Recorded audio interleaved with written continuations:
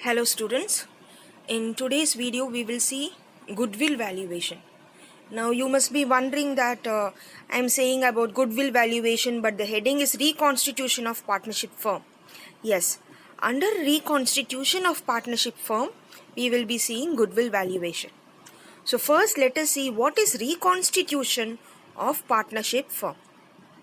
Any change in the existing agreement among the partners results in reconstitution of the partnership firm, which means the existing agreement ends and a new agreement comes into force. This is known as reconstitution of partnership firm. It is also known as dissolution of partnership. So, if the old profit sharing ratio comes to an end and if the partners plan a new profit sharing ratio, that is reconstitution. Reconstitution of partnership firm takes place in the following cases: change in profit sharing ratio among existing partners, like A, B and C are partners sharing profits in the ratio 3:2:1. Now after 3 years, they decide that the profit sharing ratio must be equal, 1:1:1. This is a reconstitution of partnership firm. It also happens in case of admission of a partner when a new partner is admitted in a business, because the old ratio comes to an end and a new ratio. Earlier the profit was shared among only 2 partners. Now it has to be shared among 3 partners. So a new ratio comes into force. Retirement or death of a partner. Retirement is done with due notice. Death happens suddenly. It's not in our hands. So in both the cases, an existing partner leaves the organization. So his share of profit is taken over by the continuing partners. So again there is reconstitution. Amalgamation of 2 or more partnership firms. When 2 or more partnership firms join together, losing their original identity. Amalgamation means it's a kind of merger. Partnership firm A and partnership firm B join together to become partnership firm C. Now A and B don't exist. That is amalgamation. Even at that time, reconstitution takes place. Now here we saw a word, dissolution. Now some of you may be wondering, dissolution means closing of the firm. Children, dissolution of partnership firm means shutting down the business. But dissolution of partnership means reconstitution of partnership firm. So, if it is dissolution of partnership, it is reconstitution of partnership firm. The business continues. If it is dissolution of partnership firm, then it is closing down of the business. Now, let us see what all happens in reconstitution of partnership firm. What all accounting treatments we have to do as per CBSE syllabus. First, change in profit sharing ratio among existing partners. We have to find the sacrificing ratio and gaining ratio, because when the old ratio is changed into a new ratio, one partner sacrifices and the other partner gains. That we have to calculate. We have to evaluate goodwill. So we have to find the goodwill and we have to distribute the goodwill. Now the journal entry for goodwill in all the cases are almost same. There are minute differences. I will come to the changes when I teach that respective chapter. Usually the journal entry is, the goodwill is distributed as gaining partners capital account debit to sacrificing partners capital account. If the capital accounts are fixed, then of course you have to pass it through current account. So we have to calculate goodwill and we have to pass the journal entry. Then accounting treatment for reserves and accumulated profits and losses. So there are certain reserves and accumulated profits and losses like general reserve and all. These reserves have to be distributed among the partners. There are 2 cases. We will see the cases in depth when we come to that topic. Revaluation of assets and reassessment of liabilities.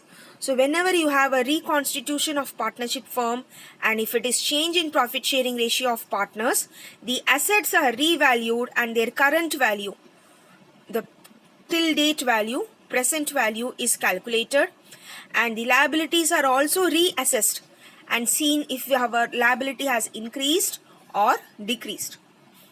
This is what we have to do in change in profit sharing ratio among existing partners. After this, we have to prepare revaluation account, partners capital account, and balance sheet. Next, in the case of admission of a partner, what we have to do? When a new partner joins, the old partner sacrifice a share of their profit in favor of the new partner. Suppose you and your friend, your best friend, are having a piece of cake and I come into the picture. You have to sacrifice a part of your cake to me, isn't it? So in admission, we calculate sacrificing ratio and new ratio. Again in admission, we have valuation and treatment, accounting treatment for goodwill. We have accounting treatment for reserves and accumulated profits and losses. We have to prepare revaluation account, that is revaluation of assets and reassessment of liabilities. We have to prepare partners capital account, and we have to prepare balance sheet. Now, as per 2020-21 syllabus, whether balance sheet has to be prepared for admission or not is a debatable topic. Let us learn balance sheet to be on the safer side, because whatever balance sheet we will learn in admission, it is same as other three cases. Coming to retirement of a partner, when a partner retires, we calculate new ratio and gaining ratio. Suppose you and your friend have purchased a cake, keeping me also in the mind that I too will come and eat the cake. Okay?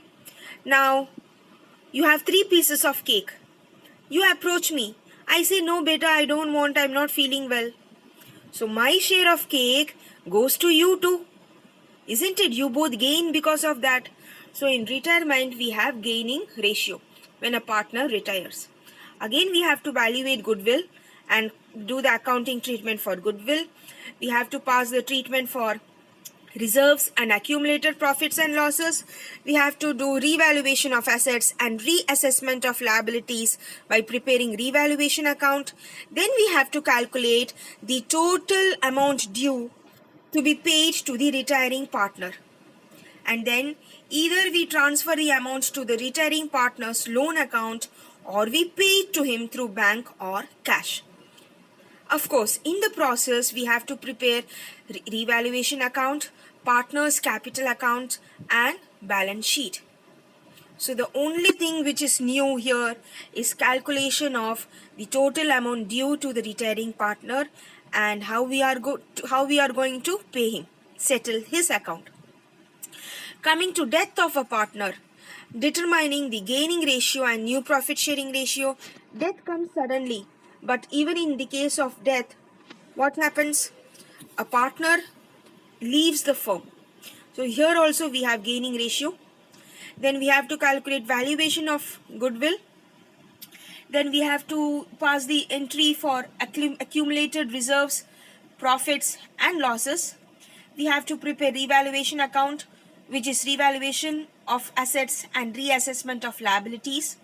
Then we have to calculate the deceased partner's share of profit till the date of his death. Deceased means the one who is no more, one who doesn't exist anymore. His share of profit till the date of his death has to be calculated. This is something new in this death topic. Then we have to determine the amount due to the deceased partner and the payment to the deceased partner. Because we cannot pay to him, we have to pay to his legal heirs or executors of his estate. Now the 6th point I have written in black because preparation of deceased partner's capital account is not there in the syllabus for 2020-21. So in all the cases, if you see, we have to calculate profit sharing ratio, we have to value goodwill, we have to make accounting treatments for reserves and accumulated profits, we have to prepare revaluation account, partners capital account and balance sheet. So these aspects are common and the rules are also common. They might look changed, but the rules are actually same in all the cases.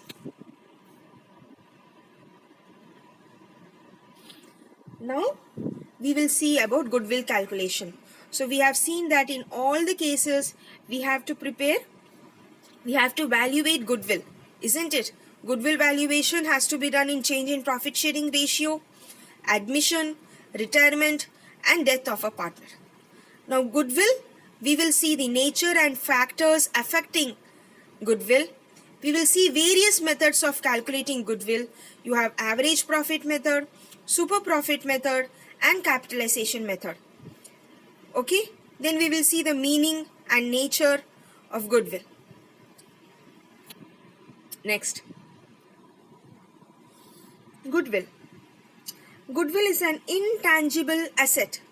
Asset, the company owns it, and intangible, its existence can only be felt. It cannot be seen or stored somewhere.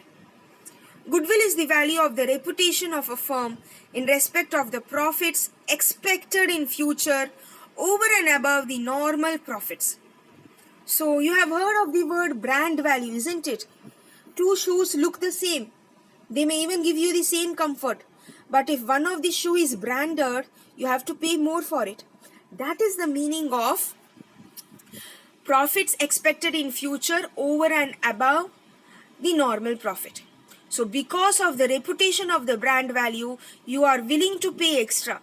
So that extra which you pay is the extra profit which the company earns when compared to the normal rate of return. What do you mean by normal rate of return or normal profit? Generally, a shoe, if it is sold for 500 rupees in a shoe industry, any company coming under the umbrella of shoe industry, if a shoe, sneakers is 500 rupees, if you're going for branded shoes, it will be 1500. So that 1000 rupees extra is goodwill. Now this I am explaining from the viewpoint of maximum retail price. But in practice, it is actually the profit. If the profit earned in a shoe manufacturing industry is 10% of the capital employed, and a reputed company is able to earn 25% on the capital employed, then the excess 15% is because of its brand value, goodwill, reputation. Coming to factors affecting the value of goodwill. What all factors will increase or decrease the goodwill of the firm? That is the meaning of affecting. Nature of business. A firm that produces high value added products or having a stable demand is able to earn more profits and therefore has more goodwill. Have you heard of certain shops to which customers are loyal? They go only there because they have certain value added products. Now what is value added products? Products which give you extra facility. Like for example, some ladies, women, they prefer only one particular textile shop because the textile owner, he shows all the dresses patiently. He also accepts returns. He also does alteration in the same shop. Or sometimes your father might prefer a particular hotel because of cleanliness, because of reasonable price, healthy food, hot tasty food, freshly made food, good quality. So all these things are value added products.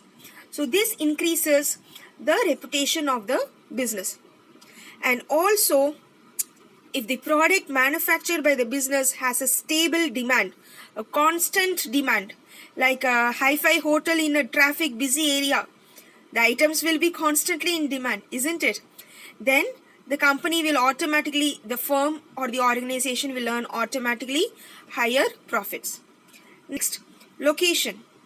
If the business is centrally located or is at a place having heavy customer traffic, the goodwill tends to be high. You all might have come across that vada pav shop, isn't it, in a traffic signal area, samosa shop or a chaat shop or a dosa vada shop in a traffic signal area. The signal area might itself be known by that shop's name. Like we have Sangeeta Hotel, we have Hot Chips, isn't it? So the location makes crowd coming into the shop.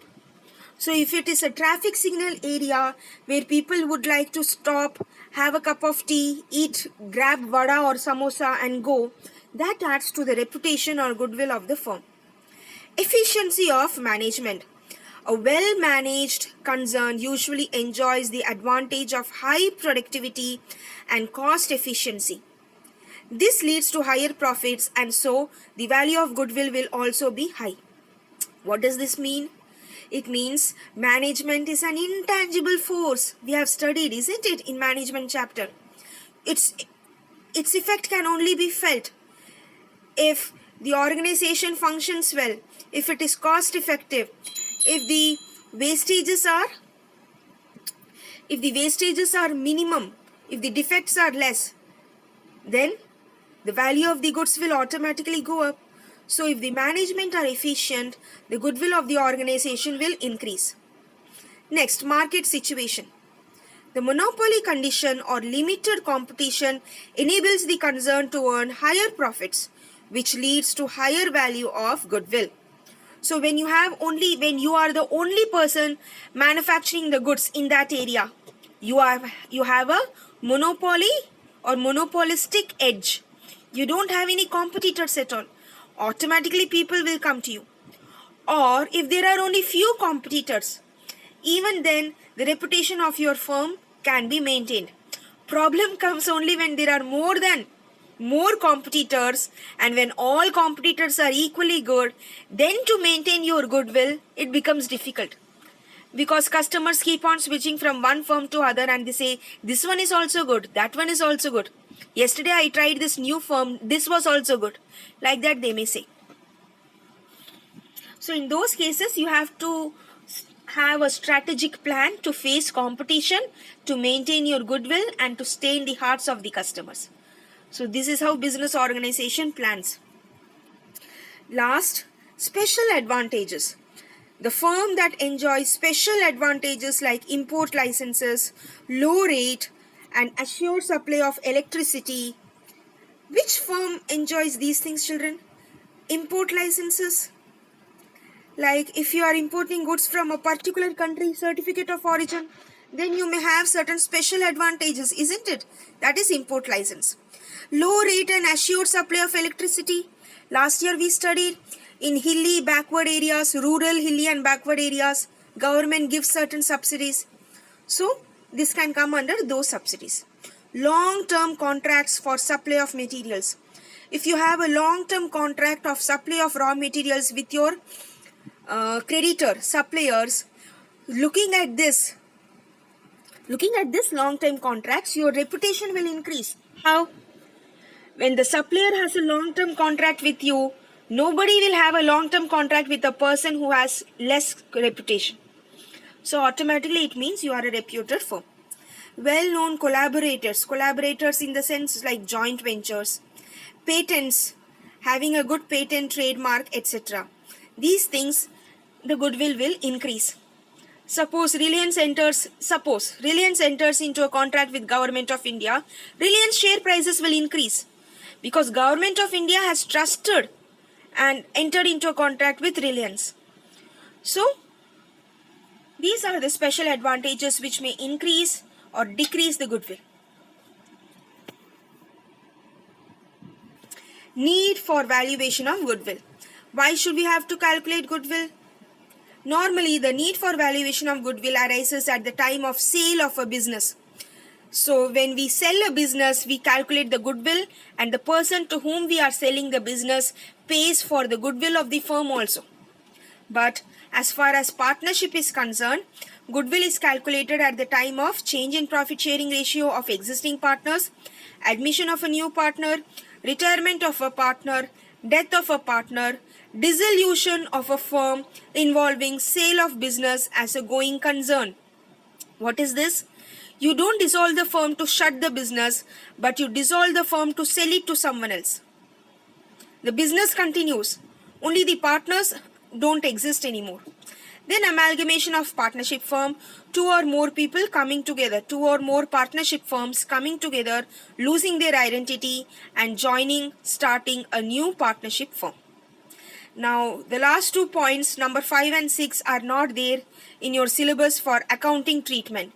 However, in board examination, once they asked a question, uh, give 2 examples of reconstitution of partnership firm other than change in profit sharing ratio, admission, retirement and death. This question was asked. So the answer was dissolution of a firm involving sale of a business as a going concern and amalgamation of partnership firm. So you may have theory questions in this. Now, why do we evaluate goodwill, children? Why do we calculate goodwill in each and every stage? Because goodwill is the result of the hard work done by the partners. So whenever there is change in profit sharing ratio, whatever hard work the partners have done, because of that, in future, whatever goodwill the firm may earn. So based on the past hard work, efficiency put in by the partners, the future profit which the firm may earn is goodwill. This goodwill has to be shared among the old partners in old ratio. Okay? Or if we are admitting a new partner, if there is a change in profit sharing ratio, this extra profit will be given by the gaining partner to the sacrificing partner. So that is why we have the journal entry, gaining partner's capital account debit to sacrificing partner's capital account. The partner who gains because of the new profit sharing ratio gives a share of his profit, which is goodwill. Actually, it is calculated on the basis of goodwill. He gives a share of his goodwill in favor of the partners who have sacrificed. That is why in each of the cases we have to calculate goodwill. Now we'll see methods of valuation of goodwill. The first method, so we have 3 main methods: average profit method, super profit method and capitalization method. Under average profit method, we have simple average profit method and weighted average profit method. This is weighted average profit method is somewhat like your statistics. When we come to that sum, you all will understand. Then we have super profit method, superman, superwoman, super profit. Then we have capitalization method. Capitalization method is divided into capitalization of average profit method and capitalization of super profit method. Now both the methods will give you the same answer. So based on the information available, you can select a particular method and work out the sum. Now first we will see simple average profit method. So under simple average profit method, first we have to calculate average profits. Profits for 4 to 5 years. So the first step we have to calculate average profits. Profits for 3 to 4 years or 5 to 6 years will be given in the question. We have to add all the profits and divide it by the number of years. So if the profits for 5 years are given, add the profit amount for 5 years and divide by 5. That is how you calculate average, isn't it? Even for your marks, you add all the 5 subjects marks and divide it by 5. You get your average. What is your average percentage? That is how you calculate, isn't it? So that's the first step. Second step, you have to calculate goodwill. Goodwill is equal to average profits into number of years of purchase. What is this number of years of purchase? It is the years for which the firm is likely to earn that much profit because of the efforts made in the past. See, Bata has some reputation. For the past 5 years, whatever Bata showroom has done, because of that, in the coming 5 years or 2 years, Bata may earn some profit. So the extra profit which Bata earns in future because of its past performance is the number of years of purchase. Now again, this is an estimated figure only. It is not a definite figure. So if you, in simple words, if you want to remember, you have to multiply number of years of purchase. divide by the number of years, and when multiply with number of years of purchase. Now this is your NCERT sum, illustration 9. The profit for the 5 years of a firm are as follows. Year 2013, 4 lakh, 2014, 3 lakh 98,000, 2015, 4 lakh 50,000, 2016, 4 lakh 45,000, and 2017, 5 lakhs. Calculate goodwill of the firm on the basis of 4 years purchase of 5 years average profit. So the year of purchase must be multiplied. Children who get confused, the number of years of purchase has to be multiplied. So what we have to do, you can prepare a table like this. Write all the profits, find the total profit. The total profit divided by 5 number of years will give you the average profit. The average profit into number of years of purchase 4 will give you the goodwill. Alternatively, you can also write it like horizontally. Horizontally, you can write 4 lakhs plus 3 lakh 98,000 plus 4 lakh 50 plus 4 lakh 45,000 plus 5 lakh. Put it in a bracket, divided by 5 into 4. You can directly find the goodwill, 17 lakhs 54,400, which means these two steps are not required, but calculation has to be shown. Easy, isn't it, children?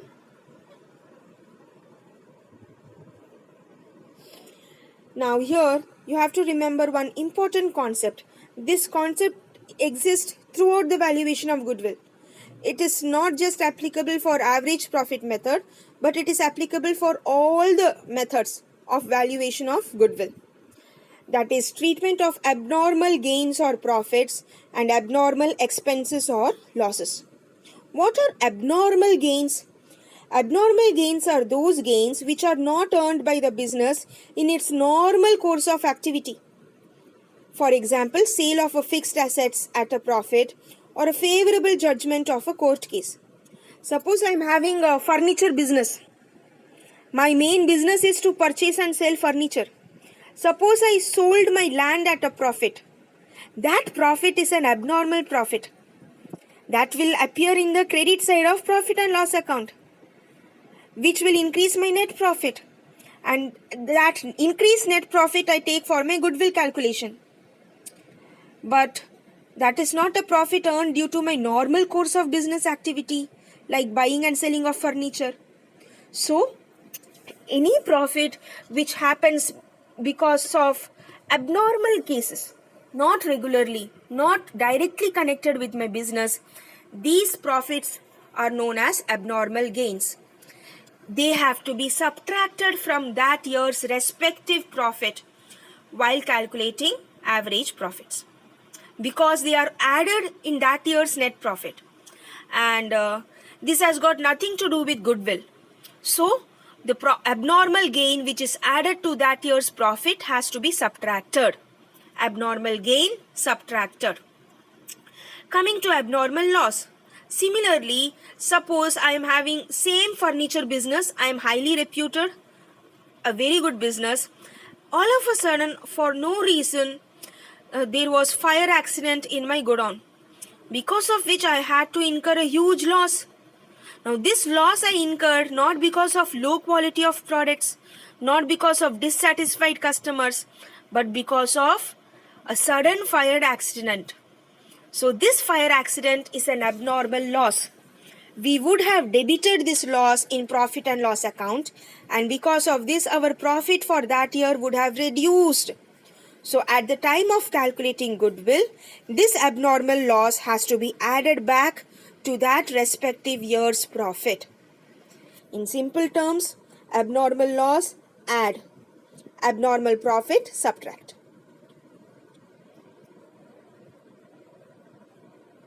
Yes. Now let us see one sum.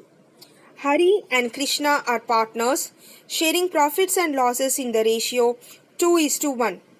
They admitted Shyam as a partner for 1/5 share in the profits. For this purpose, the goodwill of the firm was to be valued on the basis of 3 years' purchase of last 5 years' profits. So 3 years purchase, multiply it with 3. 5 years profit, divide by 5. So 5 years profit is given 1, 2, 3, 4, 5. Now here you can see for 2016-17, the amount is given in brackets, which means for that year it was a loss. It was not a profit. The profit for 2016-17 was calculated after charging rupees 10,000 for loss of goods by fire. The profits for 2014-15 includes gain by favorable court case. So 14-15, 40,000 includes favorable court case 20,000, which has to be subtracted. 16-17 includes loss, which has to be added. So we can prepare a table like this: year, adjustment, and normal profit. Normal profit means profit after the treatment of gain, abnormal gain or abnormal loss. 2013-14 there was no adjustment, abnormalities, so directly you can write 50,000. 2014-15 we have an abnormal gain, court case, so abnormal gain minus, so from that year's profit 40,000 we have to subtract the abnormal gain 20,000, so the actual profit, normal profit, is 20,000. Children, this has to be done only in the case of valuation of goodwill. Then 2015-16 no adjustments, directly you can write 75,000. 2016-17 you have a loss, so show the loss as minus. You also have an abnormal loss, fire accident, abnormal loss added, so add abnormal loss. Minus 25,000 plus 10,000 will become minus 15,000. Okay. Now 2017-18 no adjustment, 50,000. Now add all the profits, you get 1,80,000. Now what is goodwill, children? 1,80,000 divided by 5 into 3 is the goodwill. Directly you can do like that, or you can do it in steps.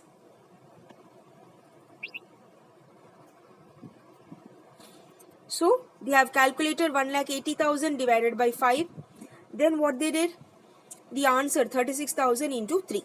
Directly you can do 1,80,000 into 3 divided by 5. So this is how you have to incorporate abnormal gain minus abnormal loss plus. Now today's homework, NCERT, new NCERT book, latest edition, page number 160, question number 13. That is your homework. And also this question below. Calculate the value of goodwill on the basis of 2.5 years purchase of average profits of the past 5 years. So the average profits for the past 5 years is given. Now this profit includes sale of fixed assets 50,000. So this has to be minused, and it includes an abnormal loss due to fire. It is fire, children. Sorry for the spelling mistake. Fire 20,000. So 20,000 has to be added. So minus 30,000 plus 20,000 for 1999, and for 2001 1,60,000 minus 50,000. Now if you look at the question, for the past 5 years they have asked you to calculate average profit for the past 5 years. Okay, but how many years are given here? 1, 2, 3, 4, 5, 6. 6 years are given. So we have to take the recent 5 years. So what is the recent or latest 5 years? Starting from 2002, it is 2002, 2001, 2000, 1999, 1998. That's it. 1997 is given only as an extra information to confuse you. So read the question carefully. The solution I have given here, you have to get this answer. So these two questions are homework. Now this simple average method has a drawback. It does not consider the trend analysis or the trend of profitability. The trend of profitability is not considered since each year's profit are given equal weightage. Distinction is not made between a business that has a rising profit and one that has a falling profit. And also one more drawback is that what you did in the recent past will have a greater effect in the future than what you did 5 years back. So when you calculate average profit, the old fifth year in the past will have the least effect in the future, but the recent previous year will have more effect in the future. So we have something called weighted average profits method. Under weighted average profits method, we have to calculate the normal business profit. What is this normal business profit?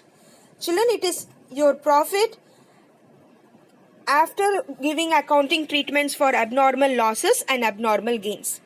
So we have to calculate the normal business profits, that is profit minus abnormal gain plus abnormal loss. Then we have to multiply the normal profit with the respective year's weight, which means weights will be allotted for each year. The recent past year will have more weightage. The oldest past year will have less weightage. We have to multiply the profits of a year with the weight. Then we have to find the total of the product. The profit into weight, whatever amount you got, we have to find the total product. Then we have to divide the total product with the total of the weights. Once we go into the sum, you will understand this. And then goodwill is equal to your step 4 into number of years of purchase. Now why do we do this? As I told, the recent year has more effect in the future. The recent past has more effect in the future. So weights have to be allotted. It is considered better as compared to simple average profit method, as it gives more weightage to the profits of recent years. This method is particularly effective when profit shows a rising upward or a falling downward trend. Now this is your illustration 10 from NCERT book. The profits of the firm for the 5 years are as follows. So 5 years profit is given here. Calculate the value of, so see children, 5 years profit 1, 2, 3, 4, 5. Calculate the value of goodwill on the basis of 3 years purchase of weighted average profits based on the weights 1, 2, 3, 4 and 5 respectively. So 1 is allotted for the oldest year and 5 is allotted for the recent year. So what we have to do? We have to prepare a table like that. The first column is for the year. The second column is for the profit. So the first 2 columns are copied from here to here. The third column, write the weight 1, 2, 3, 4, 5. Fourth column is the product. 20,000 into 1, 20,000. 24,000 into 2, 48,000. 30,000 into 3, 90,000. 25,000 into 4, 1 lakh. 18,000 into 5, 90,000. Now find the total of the product, 3,48,000 divided by the total of the weight, 15,000. Some children divide it by 5. They forget that they have to divide it by the weights. So you have to add all the weightage for the 5 years and divide it by weight. So you get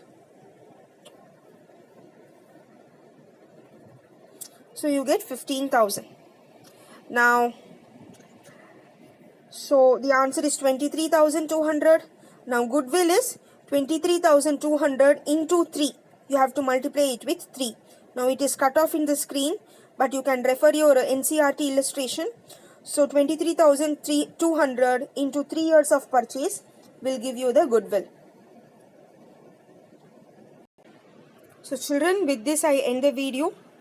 We have seen goodwill, reconstitution of firm, and we have seen average profits method, calculation of goodwill by average profit, simple average profit method and weighted average profit method.